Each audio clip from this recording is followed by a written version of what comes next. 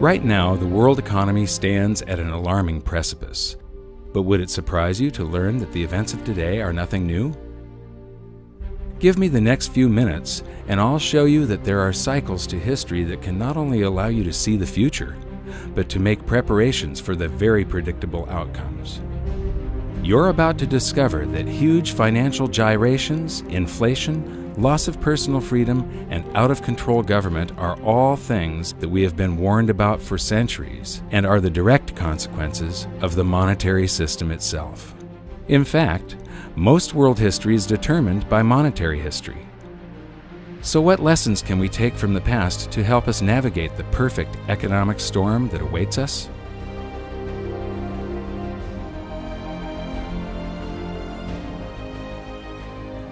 Debasing a nation's currency supply to pay for public works and war is a pattern that just repeats and repeats throughout history, and it's a pattern that always ends badly. In this double episode, we're going to create a timeline to show the similarities between ancient Rome and the United States today. Just like the USA, Rome started out as a republic after overthrowing a monarchy. So let's begin with their early economy in around 500 BC. In the early days of the Roman Republic, for the first 178 years, there's no evidence of big inflation. They were using gold and silver coinage mostly as their currency. Small denominations were made out of copper and bronze. Then Hannibal of Carthage starts to harass Rome in something called the Second Punic War. And to pay for this war, they did deficit spending by taking the coins that they took in taxes, melting them down, and adding cheap and abundant base metals such as copper so that they could mint more coins. This caused a big inflation, and the inflation was one of the factors that brought the Roman Republic down to a dictatorship, the Roman Empire. Most of Rome's gold and silver was stored in vaults under the floor of their treasury, which was also known as the Temple of Saturn. If you visit Rome, go to the Forum in the center of the city, where you can still find the ruins of the temple today. And here's something I found really interesting. The U.S. Treasury in Washington, D.C. has almost exactly the same design. So now let's start filling in our timeline of events to keep track of the major similarities between Rome and the USA. We just learned that the early Roman Republic enjoyed a long period of practically no inflation because they used sound money, pure gold and silver. Interestingly, the United States started on the same path. From the late 1700s to the early 1900s, prices were very stable thanks to laws that mandated the use of gold and silver as money, and our people were not robbed by inflation. But in both instances, it was the ongoing debasement of the money for war spending and public works that led to economic chaos. Tell us the parallels between Rome and what's happening in the United States today. Well, they're obviously two very different societies, but there are some broad parallels. Rome was a republic. They made sure they had two people each year who were the rulers, the consuls.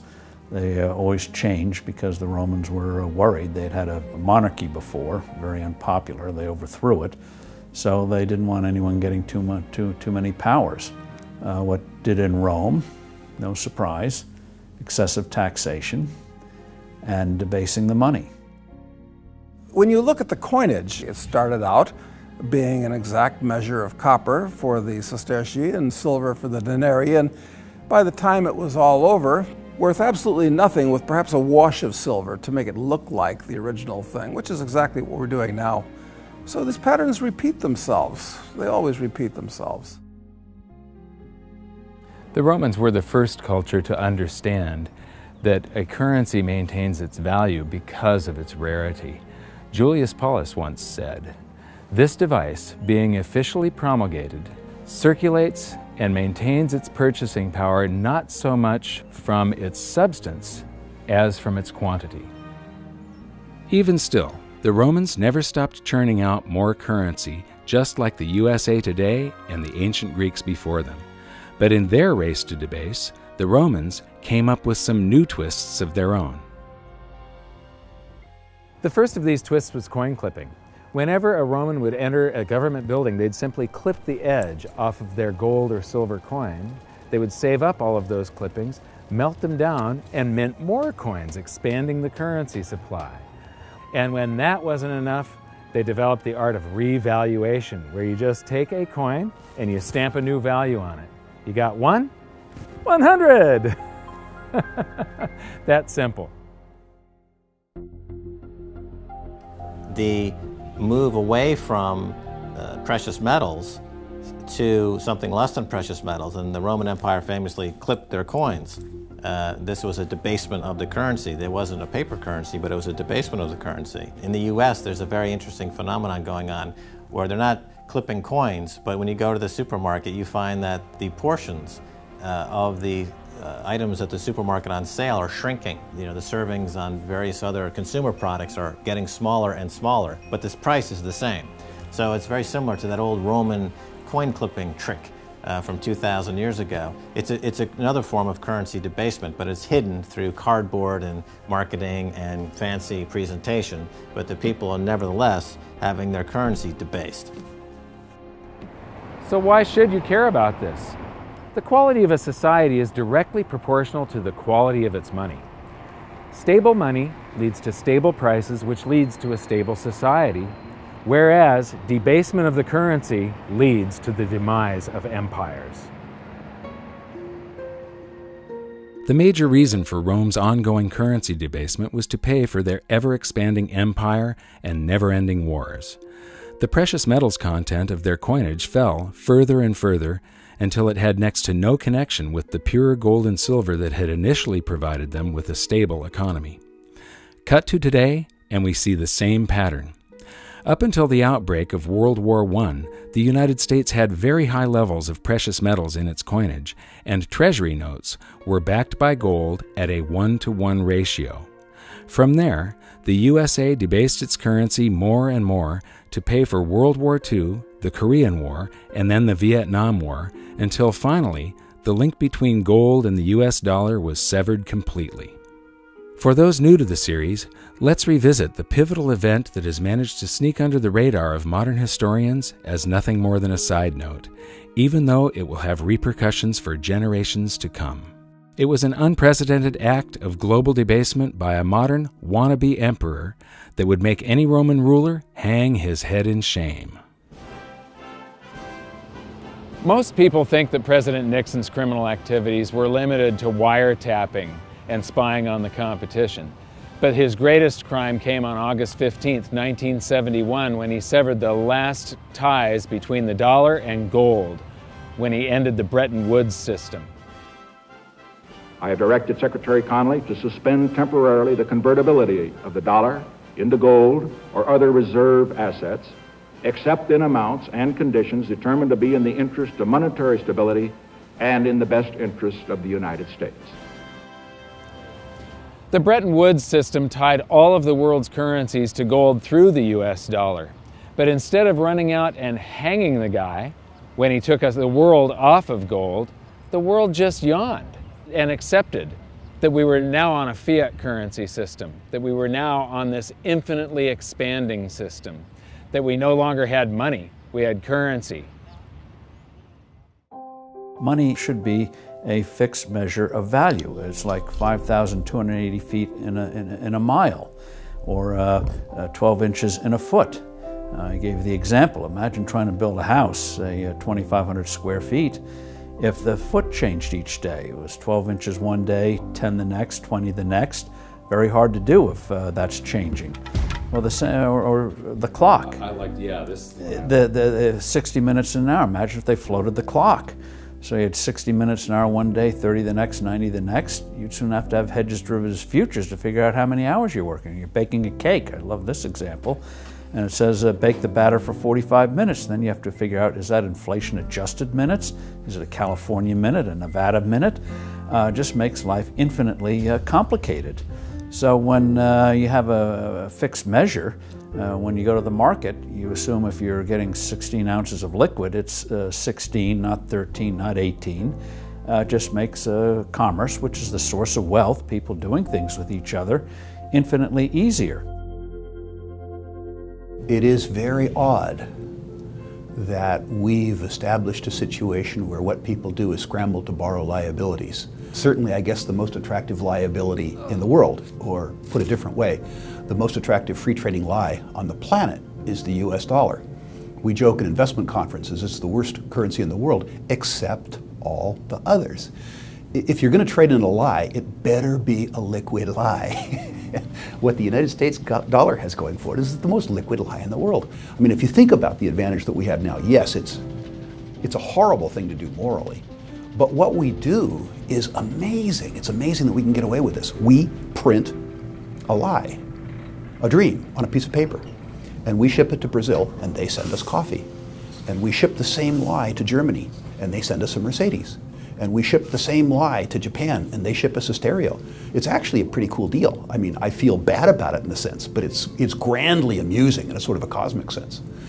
You just need to understand that somehow, sometime, some way, there's going to be a reckoning. The dollar's involved worldwide as a major currency, so it's 1/2 of everything we do. And it has no definition. I used to get a charge out of asking Bernanke and Greenspan, define a dollar, and they can't define a dollar. They, in the old days it was a weight of silver, a weight of gold, and that's what it was supposed to be according to the Constitution. Well, Dr. McCracken, not being an economist, can you explain to me briefly how in the world do you determine what a value of a dollar is in relation to a French franc, for instance? If you can't convert that dollar into gold, what standard do you have? What is it worth at all? You determine that's going to be determined in the marketplace, just as really largely it has already. So what is this going to do then to, for instance, the speculator in gold? How is this going to affect him? Is the price going to drop or rise? The official price of gold, of course, has not been changed. That was not a part of this program at all, nor is that contemplated. Well, maybe they should have contemplated what was likely to happen, because for anyone who had studied history, the outcome was perfectly clear. Rather than help the economy, Nixon's actions made things a lot worse, and the public started feeling the effects of inflation much more acutely. It was hard for savers to keep their heads above water unless they had saved in the ultimate stores of value, gold and silver. Just as it had always done throughout history, gold once again accounted for the expanding fiat currency supply by rising in price to cover that supply. Gold had done this as recently as 1934, when the USA's debasement really started heating up and gold was revalued from $20.67 an ounce to $35 an ounce. Now the process began again as the public bid the price up from $35 an ounce in 1971, climbing all the way to $850 an ounce in 1980, easily accounting for the massive quantities of currency the USA had conjured out of thin air now that Nixon had removed all restrictions. Gold had once again held an out-of-control currency to answer. Getting back to the Julius Paulus quote about the value of a currency being decided by the quantity rather than the content, one of the biggest economic hurdles that mankind repeatedly trips on is that we have never been able to control the quantity of currency. And this is one of the reasons why gold has always been the ultimate money. It can't be printed and it keeps us in check. Today, I think cryptocurrencies are a very exciting development and have tremendous possibilities. The bottom line is that governments have a long history of trying to cheat gold, either through debasement or manipulation of the markets. But here's the thing. In the end, gold always wins. And that brings us back to the Romans, who went through many cycles of currency debasement for war spending, then inflation being felt by the public, then revaluation of the currency, then more debasement for deficit spending on war, resulting in even more inflation being felt by the public. The cycle repeated again and again. Those who were able to hold gold outside the official system maintained their purchasing power. Those who did not suffered greatly. In 270 AD, Emperor Aurelian took power and had the now worthless official coinage recalled and minted again to contain a small amount of silver, just 5%. This act brought a new vitality to Rome, but unfortunately it was short-lived as government after government gave in to the temptation of spending beyond their means. Eventually, wars were funded by levying huge taxes on businesses and the rich. This only had the effect of closing down many essential businesses. The more meddling the government did with the economy, the worse things became. The government started confiscating private property by force to fill their empty state coffers. Rome was sliding into ruin. And that brings us to Emperor Diocletian. His actions are the first recorded example of the following hidden secret of money. Wage and price controls do not work. He came to power as inflation was surging, but his decisive actions only added fuel to the fire.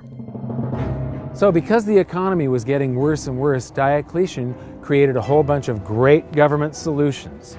He created a bunch of works projects. He hired a bunch of the homeless and people that were unemployed, made them soldiers and government employees, and this caused deficit spending to just go out of control, and inflation raged into what is known as the first documented hyperinflation. So to get inflation under control, in 301 AD, Diocletian issued his infamous Edict of Prices. This was a massive volume of a list of all of the wages and the prices people could charge for goods and services. And it was all enforced under the penalty of death. So what happened was instead of risking your life to sell something at a profit so that you could stay in business, people just closed up shop. Instead of doing a job that was listed in the book that was below a living wage, people quit their chosen career and tried to pursue a job that wasn't listed in the book. The result of this was that Diocletian came out with a law that said every son had to go into his father's business under the penalty of death. When governments start meddling with an economy, the result is always the same. Prices become distorted. This is a huge danger because prices act as a signal for an economy. They indicate to producers and buyers where true value lies. The outcome is always economic turmoil, shortages, and black markets. We've seen what happened to gold when Nixon started his economic interference. So now let's go back and see what happened when Diocletian started his jumbo-sized meddling with the economy. We know when Diocletian created the Edict of Prices that the price of gold was 50,000 denarii per pound. And then we also know from transaction receipts around 50 years later, the price of gold had risen to 1,200,000,000 denarii per pound. That's a 42,400% hyperinflation over a 50-year period. That would be similar to if gold was $35 an ounce 50 years ago. Today, 1 ounce of gold would be about $1.5 million. Another analogy that I can make is if an average family car was about $2,000 50 years ago, today it would be selling for $85 million. Just imagine $85 million on the windshield of a car at a car lot. That's the type of inflation these poor people suffered through. Well, wage and price controls upends an economy, gives more power to the government. What are price controls? Prices are supposed to convey information. That's what markets are about, knowledge and information. So a price will tell you something is dear. Oh, get out and produce more.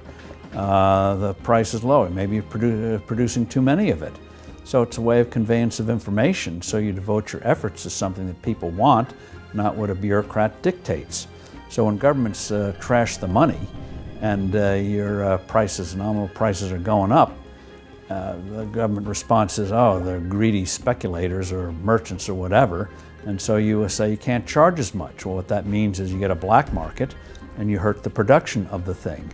The idea that government can substitute for people interacting among themselves is preposterous. This pattern of failed price controls is something we see throughout history and across the globe. Skip forward over 1,500 years, and governments still hadn't learned their lesson. During the chaos of the French Revolution, the government issued a set of wage and price controls known as the Law of Maximum, also imposed under the penalty of death. It's worth noting that when wage and price controls are implemented, government always tries to deflect attention away from the problems that it has created itself by shifting the focus to businesses who are labeled as greedy hoarders or price gougers. In reality, Most are just average people trying to keep their business afloat, doing their best to deal with the unstable supply and demand curve created by government meddling. And France was no exception to this blame game. During the law of maximum, many innocent people were executed, food shortages developed, and black markets ruled until finally, 15 months later, the act was repealed because it didn't work. And all the stored-up energy of government manipulation was unleashed at once, leading to a further period of chaos and inflation for France. I agree with Steve Forbes. The idea of wage and price controls is absolutely preposterous. Now we'll skip forward another 200 years and government was at it again. Many people don't realize that Nixon's speech from 1971 also included the announcement of a 90-day wage and price freeze. The United States was suffering from big inflation thanks to deficit spending for the Vietnam War. Silver had been taken out of circulation in 1965, reducing our coinage to worthless flecks of base metal, and the paper currency supply had been expanded greatly. Did that sound familiar? Just like Diocletian, Nixon's team of economic boffins thought they could curb inflation by fixing wages and prices. The time has come for decisive action, action that will break the vicious circle of spiraling prices and costs. I am today ordering a freeze on all prices and wages throughout the United States for a period of 90 days. Working together, we will break the back of inflation.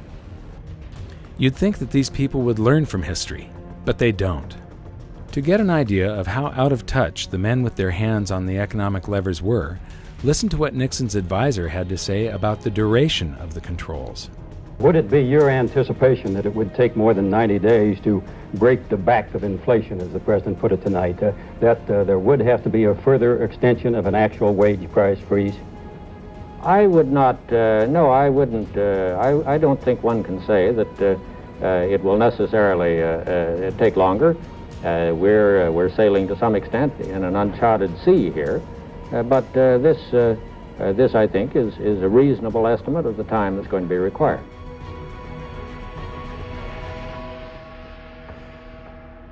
Glenn Rather. President Nixon is expected to speak for about 15 minutes on his new economic policies. The President's address tonight comes against a background of the following facts, among others: record high gold prices and rapidly increasing cost of living figures for most Americans. The wholesale price index rose by 2.1% during the month of May. The index of industrial commodities in the last 3 months has risen at an annual rate of 15.9%, the worst since the Korean War 20 years ago. All of that part of the general background of the President's remarks tonight. Every American family is confronted with a real and pressing problem of higher prices. And I have decided that the time has come to take strong and effective action to deal with that problem.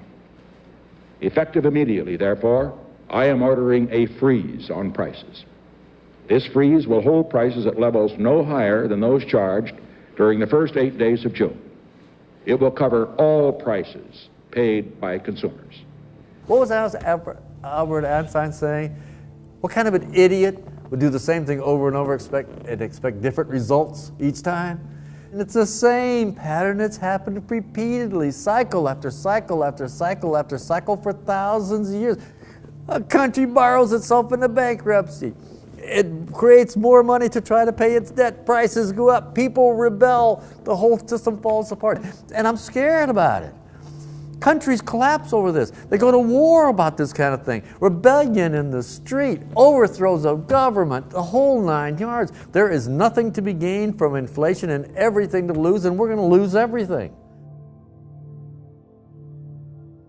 Around the world, people don't seem to realize that government intervention always makes things worse. It's the government manipulating things. Whenever you manipulate something and try and control it over here, and not allow the free markets to balance everything all by themselves, something comes squirting out way over here that you just don't expect. For instance, the dot-com bubble popped in 2000. Alan Greenspan lowered interest rates to try and get the stock markets back up again, and he accidentally created a real estate bubble that's now devastating the world. Back during World War I, they inflated the currency supply tremendously. The Federal Reserve was born just at the beginning of World War I. We added to the currency supply by adding bonds to back our currency along with gold. Then there was this big, it's called the Depression of 1921.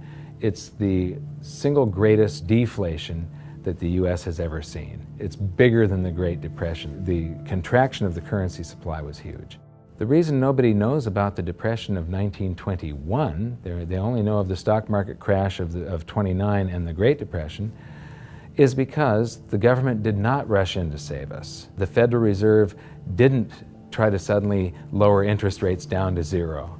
They didn't manipulate the free markets. They let the free markets work. It was horrible for a year. There were bankruptcies and foreclosures. People lost homes and things like that. But the bankruptcies and the businesses that folded, there were new businesses that were more efficient, that grew up to take their place. And when a home gets foreclosed on, it gets resold to somebody else. And yes, it was horrible, but the people that were leveraged out, or the people that weren't in full control of their finances, or the inefficient businesses that were just hanging on by a thread anyway, yeah, they went under. But because the government didn't rush in to save us, and the Federal Reserve didn't try and manipulate the economy, the free markets healed it all, and in 18 months it was a memory. In fact, 10 years later, nobody could even remember the memory. It was gone. Mark Twain is often quoted as saying, "History doesn't repeat, but it sure does rhyme."